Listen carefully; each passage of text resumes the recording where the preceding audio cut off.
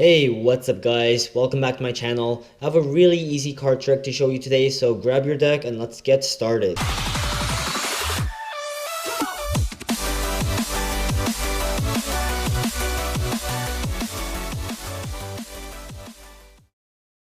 Alright, to start with, we're going to pick a random card from the middle of the deck. And let's say the spectator wanted this one right here, okay? And I'm going to turn my head away so I cannot look at it and only the camera can see it. There we go. And I'll put it right back into the middle of the deck like so. Okay, I hope you got a really good glimpse of it. And from here I can give it a few cuts like so. Okay, it's honestly not a big deal. And I'm not holding any pinky breaks, so don't worry, I'm being really honest. Now, we're going to use our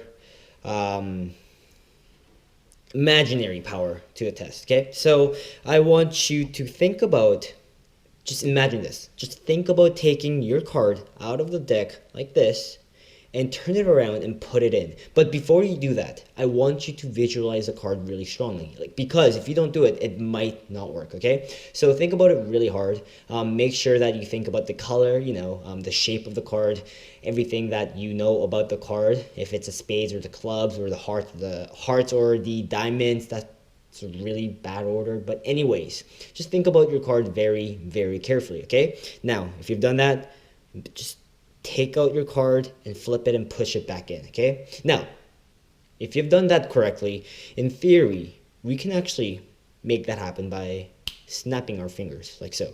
So, obviously, there we go. There's going to be one card in the middle of the deck, see?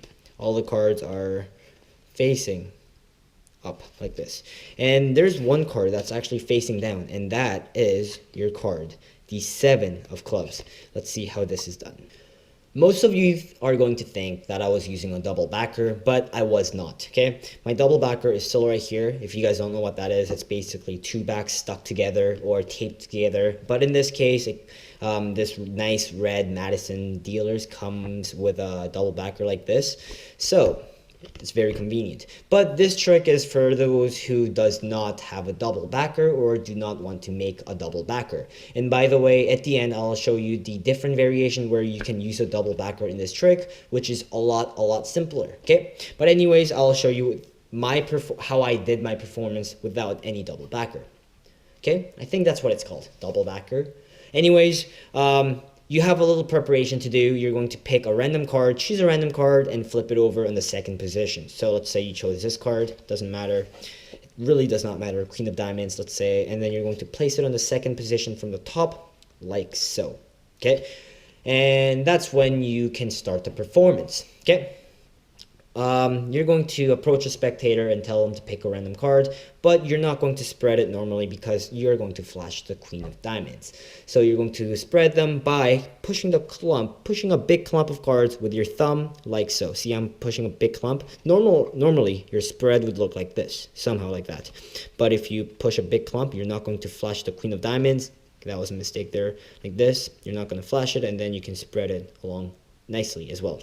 Now, just keep in mind that even after you push a clump, if you move your thumb of your right hand by an accident, you will actually flash the Queen of Diamonds. And if you're using borderless cards, for an example, I don't have them with me right now, but borderless cards are the cards that does not have the white border on the outside like this.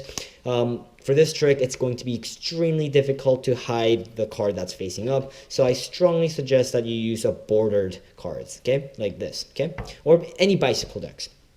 So, from here, let's say the spectator, that was horrible, let's say the spectator wanted to choose this card.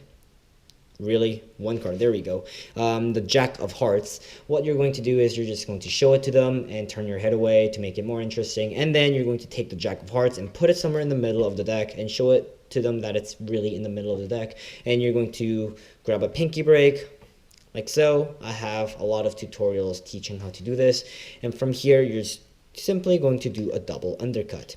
Make sure that you don't do any false cuts or false shuffles or any riffle shuffles from here, because you will flash the Jack or the Queen of Diamonds, okay? Remember how the Queen of Diamonds was facing up? It's still facing up. So let's say you do a really nice false cut, maybe like this.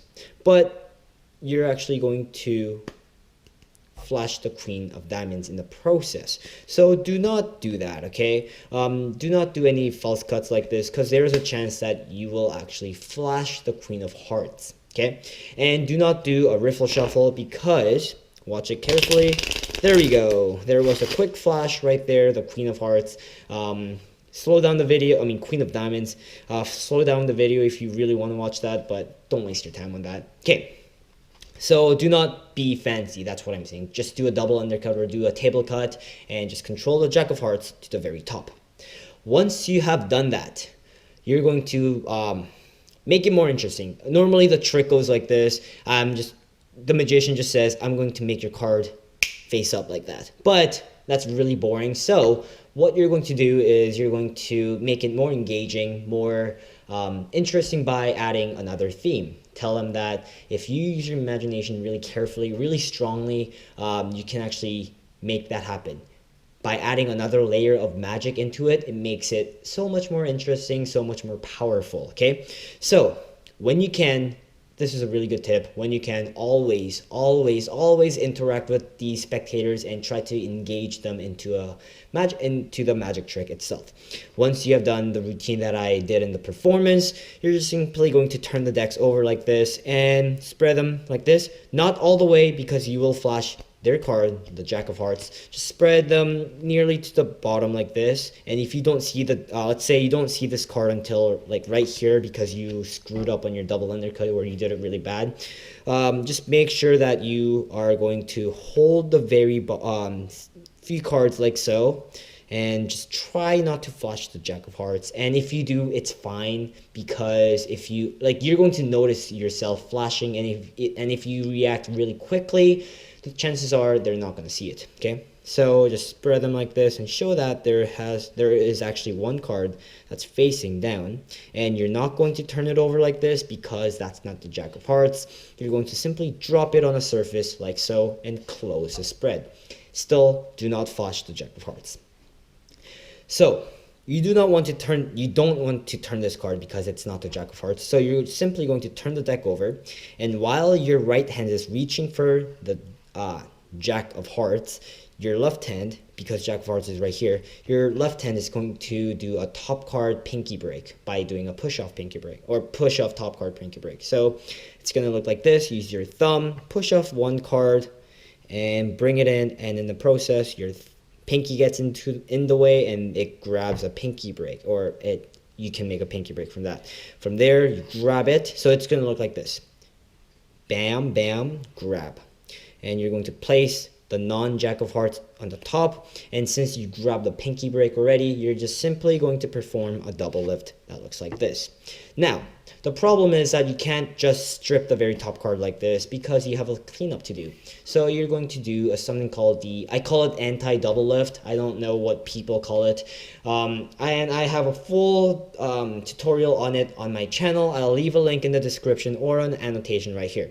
So you're just going to do a double lift. It looks like this. Double. You have a double right here. You're simply going to do that. Single now. Basically what I did was I stole the Queen of Diamonds, or Queen of Hearts, Queen of Diamonds, when you're here, you're going to just use your middle and ring finger and your pinky to strip the top card and steal it like so. Okay? In the performance speed, it looks really nice, and it's quite simple. With a wrist skill like that, no one can tell. And you just simply do a twirl, whatever you want, and place it on the surface, any surface on their hands, and tell them to examine it. Now, that's the very first variation. If you want to do something else, if you have a double backer, or you made one by using double-sided tape, you can actually use a double backer, and it's so much simpler. For this one, you can put the double backer either on the top like this, or second from the top like the other variation before. It really does not matter. Just don't put it in the middle, because the spectator might choose it. So to make it more interesting and to show more variation, let's place the double backer on the top, okay? Again, this time you can actually spread the cards, because you're not going to flash anything. It's a double backer, okay, obviously. spread the cards, and let's say the spectator chose this one this time, the ace of clubs. What you're going to do is you're actually going to control the card to the top any way you want. You can just do a table cut like so if you wanted to. Now, something good about using a double backer is that you can actually do false cuts, riffle shuffles, anything you want, because you're not going to flash anything, okay? So you can be more fancy in this case.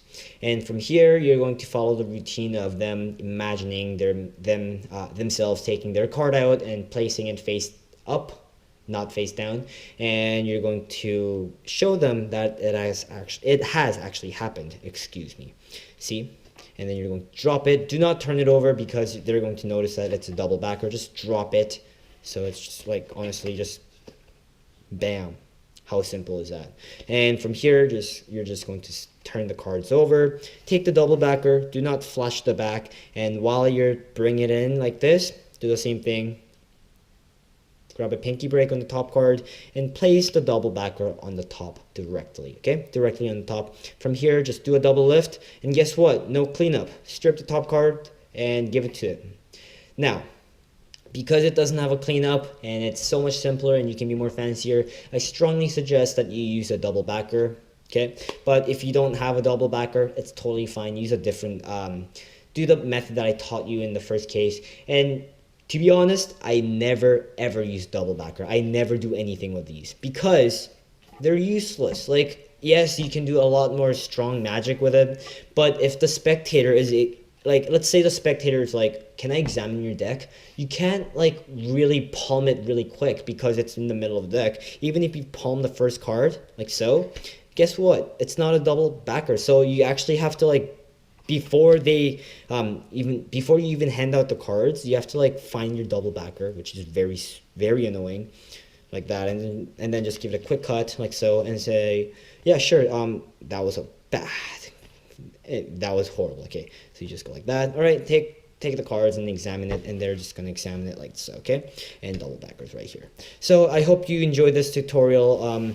It's a really easy trick, but I just really wanted to make a tutorial using a double backer like so. So I hope you guys enjoyed it, and if you did, leave a like, and if you're not a subscriber, please subscribe. You'll enjoy my channel, and I'll see you guys next time. Peace.